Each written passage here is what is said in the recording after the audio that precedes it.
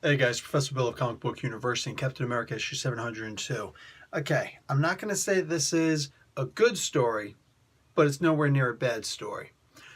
Right now what I can say is that there is a story here, and it's pretty cool. It seems like it's being driven, like there are fast and slow moments, so maybe there's an issue with the pacing. I'm not even entirely sure, but what I can tell here is that this is a very different story than we're used to seeing with Captain America, because Captain America has always been more of an ideal. It's not necessarily that it's a family member in the far-flung future. No, it's something entirely different. It's anybody could technically be Captain America.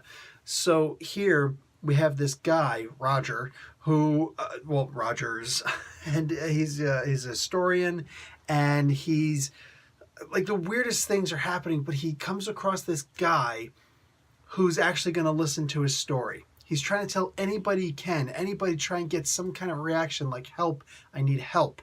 And this guy goes and gives him a conversation, has a conversation with him, and then gives him this little monocle that's broken. And he can see through it, and he can see what looks like the final battle between Steve Rogers and the Red Skull. The Red Skull, mind you, with a cosmic cube. Now everything's starting to make sense. Plus, aside from Thanos, seriously, who's better with the cosmic cube than the Red Skull? So this is cool. I'm digging this. I like this.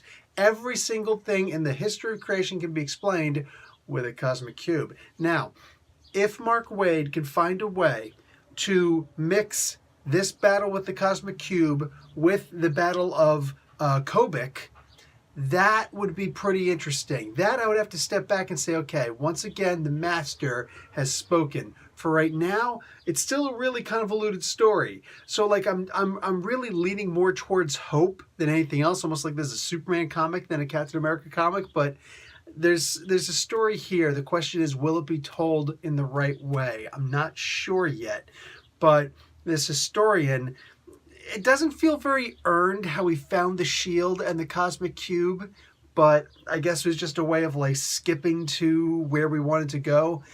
I think that a little bit more, like even just 2 more pages worth of him, I mean, it probably would have taken more than that, but I feel like this should have actually been a mystery, how he's going to find the stuff instead of just, oh, yeah, it's here. You found it. I think that there should have been something else, a lot more, like he should have earned finding that cosmic cube in the shield. Either way, when he breaks the cosmic cube, inside he's expecting Captain America. It's the Red Skull. So now here's this future version, or this future progeny of Steve Rogers facing against the Red Skull. That's freaking frightening. I really liked the art in this. There were multiple artists. I mean, like literally, somebody just picked up a whole bunch of artists and just threw them at this comic book.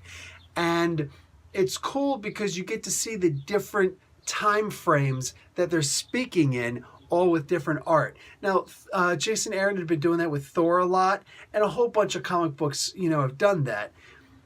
What's interesting is that here, Marvel, I don't know if it's Mark Waid or Marvel in general, but somebody went and found a bunch of artists who are all good in their own way, but although their styles are distinct, there's a similarity to them. So if you didn't know that there were a bunch of different artists on this, you might think, oh, this artist just changed up his style a little bit, because it's hard to change your style. But no, these are multiple artists drawing similarly to each other.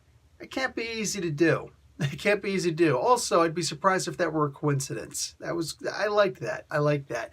Anyway, it's not like overwhelmingly amazing art. You know what I'm saying? But I guess you gotta give and take a little bit, because like I said, I think it's better that all the art seemed to blend in with each other, yet it still all stood on its own.